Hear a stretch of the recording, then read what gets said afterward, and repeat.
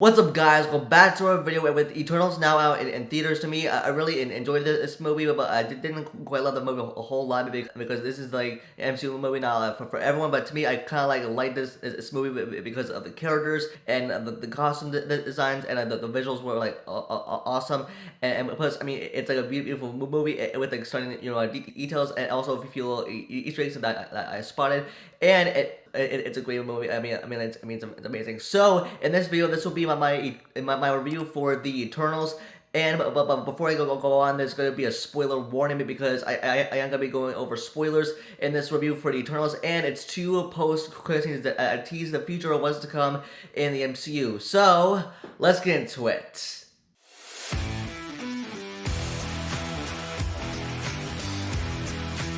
And so, with the purpose of this movie, Eternals, it was about gods named the Eternals that were sent to Earth 7,000 years ago, so a pretty long time, and they had to protect humans from these creatures called the Deviants, and that's how the movie started out. It even had like a text of an overlay, kind of like Star Wars, and it was reading about the Eternals, where they came from, about the Celestials and the Deviants, and that's how the movie started out, with the Eternals coming towards Earth, coming to Earth in their ship, and with their costumes, and that was like, the first thing of what we saw in like the first clips that were released for the Eternals, as the Eternals were arriving on land and protecting the humans from the Deviants, and that kind of explains why the Eternals didn't interfere within the events that happened within the MCU or for a very long time, because we got the explanation from Cersei saying that they were not instructed to interfere unless the Deviants were involved, and that was by the Celestials, who basically they created the Eternals, and with that, like, they had to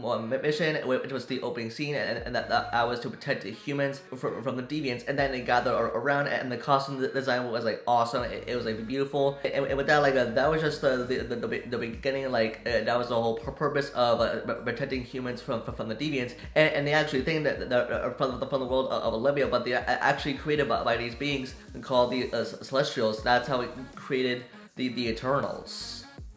And also, this is centered around the Eternals, and based on the movie that was like 2 hours and 37 minutes long. It was like a lot to pack in all into one MCU movie. Like, but for me, like, this is like an average MCU Avengers type movie. But like, it wasn't typically like not like an MCU related movie. It was just a movie in the MCU, but it was 2 hours and 37 minutes. Introducing like 10 new characters all at once into one movie, and then we see all the Eternals explain their origin and their backstory. And we also like see like Ajax, played by Salma Hayek, who is basically the leader of the Eternals, and we hear the explanation of what happened over the course of 5 years, and she explains that 5 years ago Thanos snapped away half of the population. This is probably the connection from Avengers Infinity War and Endgame, and then someone brought everyone back with a snap of a finger, referring to Professor Hulk, when he snapped his fingers to bring everyone back.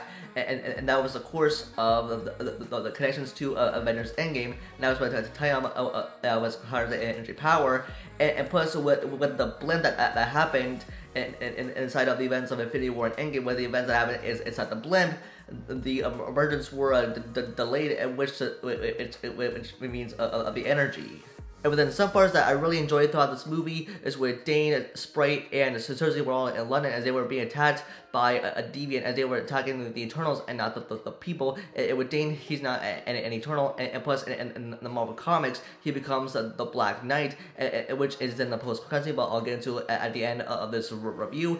And within this takes place in London, which Dane Whitman is actually a teacher there at an All-American History Museum. He's a teacher, probably teaching a class full of students. And then Cersei comes in because Dane and Cersei are a couple, and then in London they are attacked by a Deviant, and Cersei actually does is turns a bus into petals as it about to crash into Sprite and Dane, as Cersei turns it into petals, which was really cool to see on screen.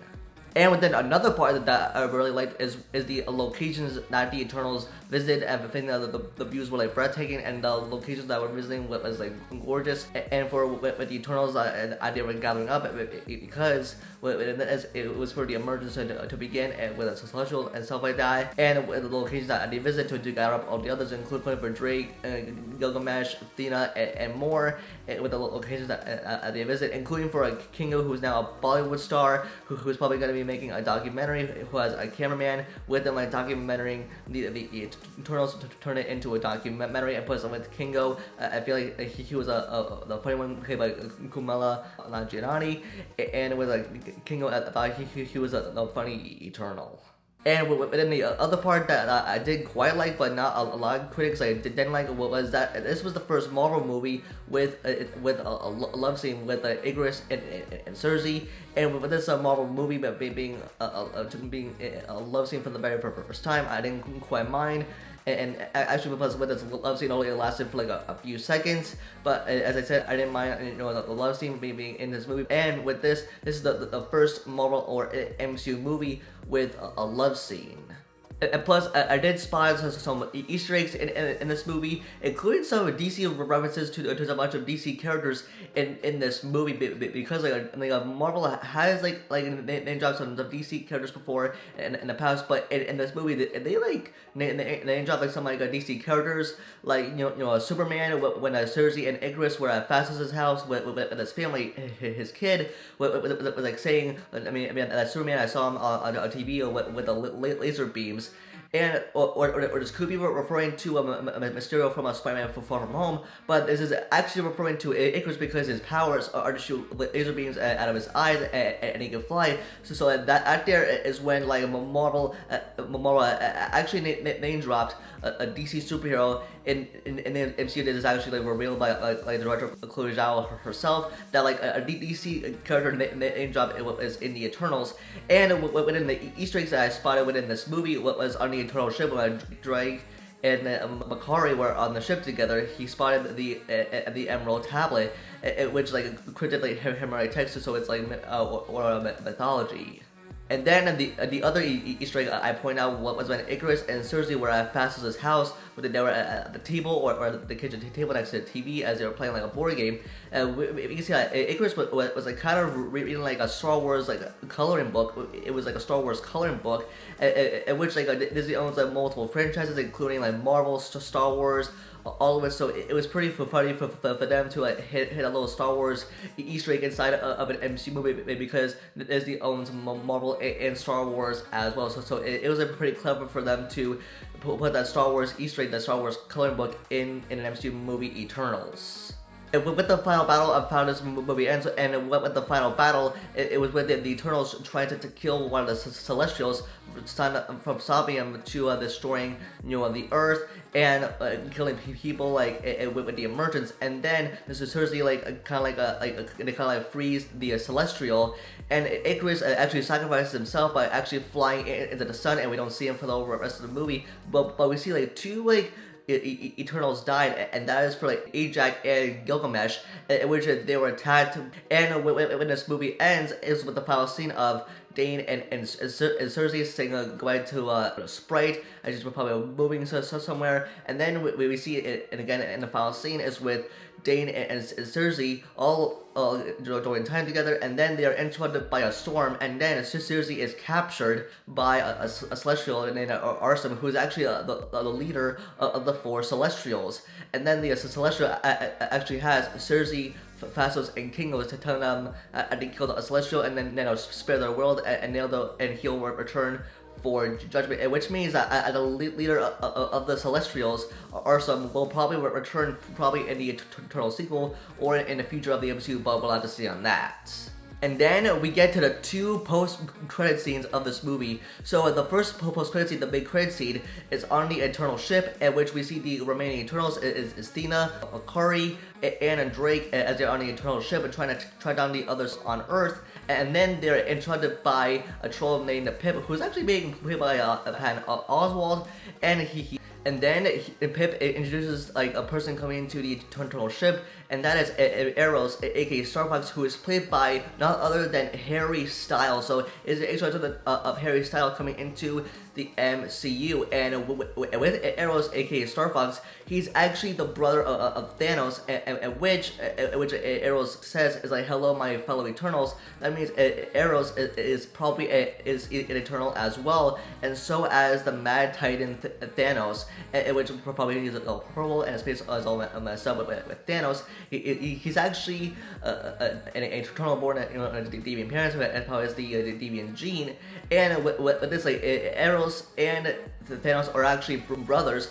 And with this, Arrows like tells them where the Eternals are, and that it tells them that his friends are in trouble, and they know where to find them. So that means in the sequel we could see Arrows, aka Star Fox, and the remaining Eternals trying to find the other Eternals that they were captured by the Celestial.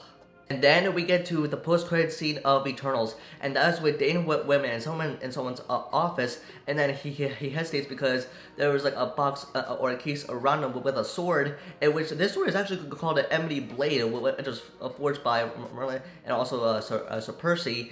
And with this Emily Blade, it can cut through like any object, and so he hesitates to open the case, and but then he opens the case. Anyways, we see some writing that says like, "Death is my reward," and then he picks up a sword, or maybe like some black stuff like falls on him, and then here's a voice behind him. It says, "Are you sure you're ready, Mr. Whitman?" And then he turns around, and the post-credit scene ends from there. And so what we noticed is that like there was like a mystery voice talking to Dane Whitman, who's actually going to become Black Knight in the future of the MCU, but with that mysterious voice, it was already confirmed by the director Chloe Zhao herself, that the voice talking to Dane was actually Ali, or aka who's been playing Blade. And with that, we get the introduction of Blade in the MCU. So Blade is officially in the Marvel Cinematic Universe, and with Blade officially in the MCU, with Black Knight also in the MCU, who's going to be forged by Dane Whitman. We can actually see Blade